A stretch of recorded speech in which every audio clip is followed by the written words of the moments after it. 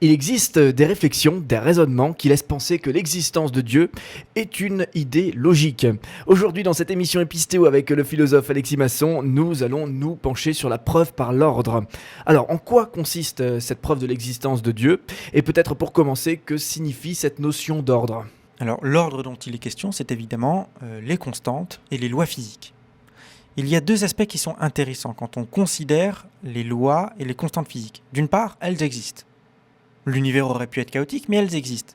Quand on regarde l'univers, on voit qu'il est ordonné, qu'il y a des régularités de succession dans les rapports de cause à effet, que l'on peut formuler de manière mathématique. C'est ce qui permet d'ailleurs la science physique, mais il y a aussi des lois biologiques, par exemple. Donc on voit, l'univers est très ordonné.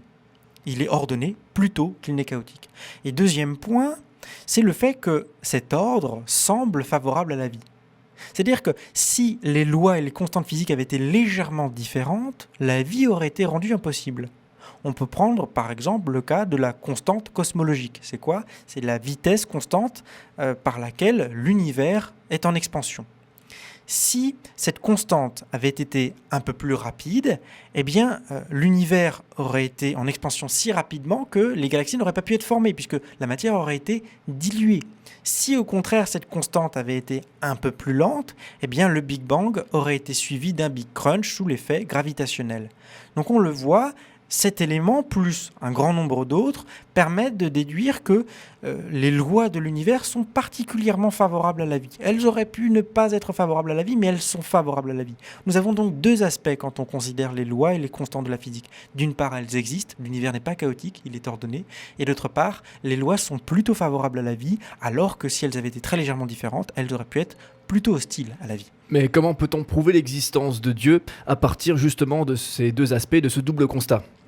Alors, Richard Swinburne, dans l'un de ses ouvrages qui s'appelle The Existence of God, établit une preuve de l'existence de Dieu à partir de l'existence de ses lois. C'est-à-dire que nous constatons que les lois existent, mais comme nous l'avons dit, elles auraient très bien pu ne pas exister. Un univers chaotique n'est pas une contradiction, c'est quelque chose de possible.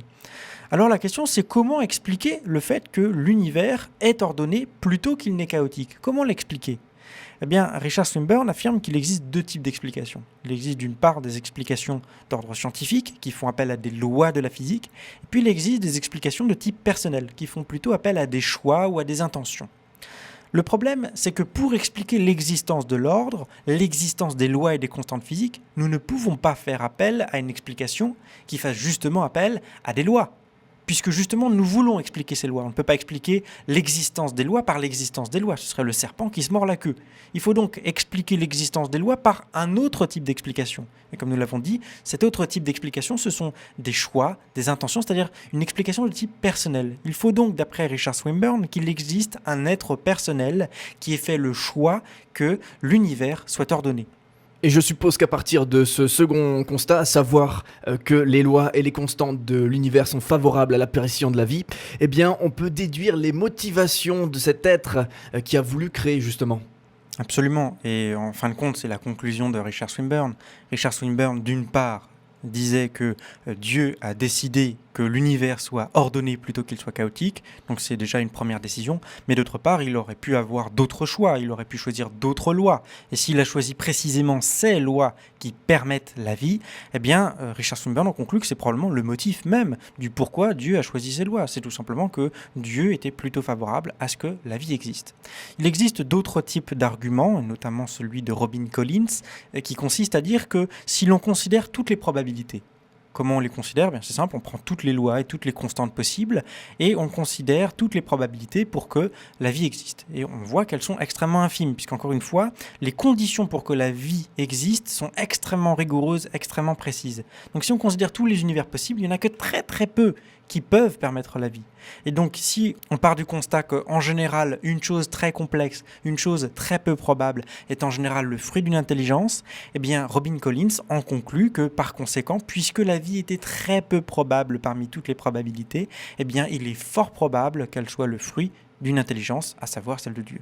Merci beaucoup Alexis pour ces différents développements. On te retrouve très prochainement pour une nouvelle émission Épistéo. On te retrouve également sur ton site internet épistéo.com.